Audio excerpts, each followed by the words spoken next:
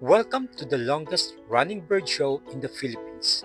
Dito lang sa Malagos Garden Resort ng Davao City. Isa ito sa mga pinaka-iconic na ecotourism attraction sa bansa, kung saan ang mga ibon mismo ang bida. At sa bawat lipad nila, may aral tayong matutunan tungkol sa kalikasan. Unang lumipad ang superstar na si Donald, ang African Grey Parrot. Alam niyo ba na isa ito sa mga pinakamatalinong ibon sa buong mundo? Kaya nitong matutunan ang daan-daang salita at kaya ring gumamit ng logic tulad ng bata. Kaya hindi lang siya cute, certified genius din.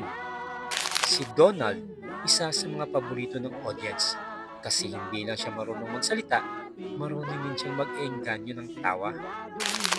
Next up, si Nigel, ang sulfur-crested cockatoo. Isa ito sa mga ibon na kilalang mahilig sa sayaw at tunog. Kapag may music, automatic groove mode agad. Fun fact, sa wild, ginagamit nila ang kanilang malalakas na sigaw para mag-communicate sa tropa nila sa malalayong distansya. Kaya kapag sumigaw si Nigel, parang may sariling concert. The Rockstar of Malagos! Ngayon naman, ang ating pambansang pride, si Kapitan, ang Philippine Hawk Eagle. Isa ito sa mga apex predators ng kagubatan. Ibig sabihin, nasa tuktok siya ng food chain. Ang lakas at talas ng mata niya ay kayang makakita ng biktima mula sa 2 kilometro.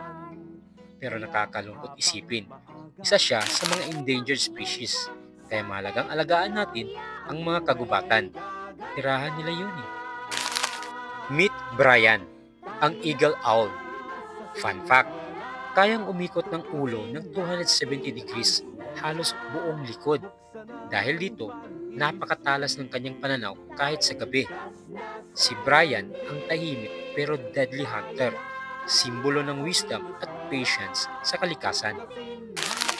Next, si Terry, ang Tariktik Hornbill, isa sa mga endemic birds ng Pilipinas. Ibig sabihin, dito lang siya matatagpuan sa ating bansa. Sila ay monogamous. Ibig sabihin, isang partner lang habang buhay. Loyal, loving, at protector ng kanyang pamilya. Tunay na inspirasyon. Narito naman sina Ringo at Bingo, ang Rufous Hornbills o Kalaw.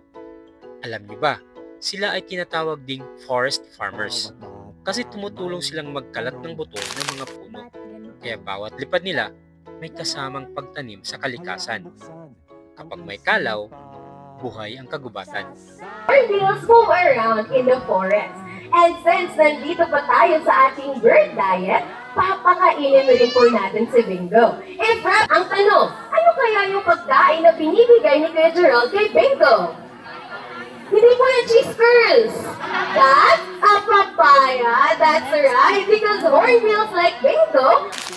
Si Waki, ang crow, ang certified entertainer ng grupo. Marami ang hindi nakakaalam, pero ang uwak ay kasing talino ng 7-year-old na bata. Kaya nitong gumamit ng tools at mag-solve ng puzzles. Kaya wag nating husgahan ang uwak sa kulay. Minsan, ang pinakaitim, siya rin ang pinakamatalino.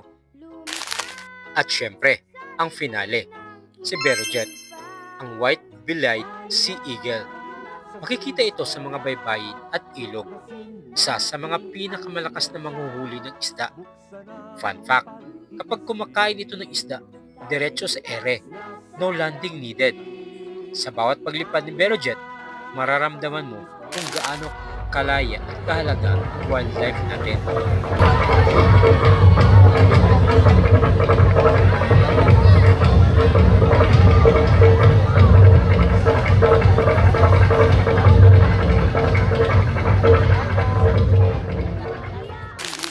Kaya kung gusto nyo ng experience na hindi lang pang entertainment kundi pang edukasyon din, visit Malagos Garden Resort sa Davao City at panoorin ang longest running bird show sa Pilipinas. Dito, hindi lang tayo nanonood ng mga ibon, natututo rin tayong umibig, mag-alaga at magpahalaga sa kalikasan. At kung akala nyo tapos na, hindi pa! After the bird show, pwede nyo mapanood ang Predator Show, kung saan naman ipapakita ng mga predator birds ang kanilang lakas talas at natural hunting skills. Dito, mas lalo mong makikita kung gaano ka-powerful at ka-graceful ang mga ibon sa tunay na kalikasan. Kaya ano pang hinihintay nyo? Experience nature, wildlife, and learning, all in one place.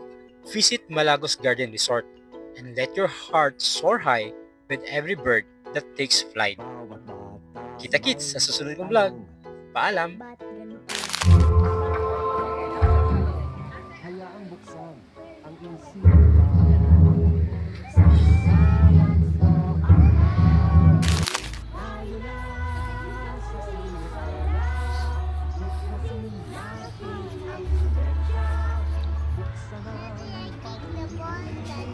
Kick the ball. You play soccer.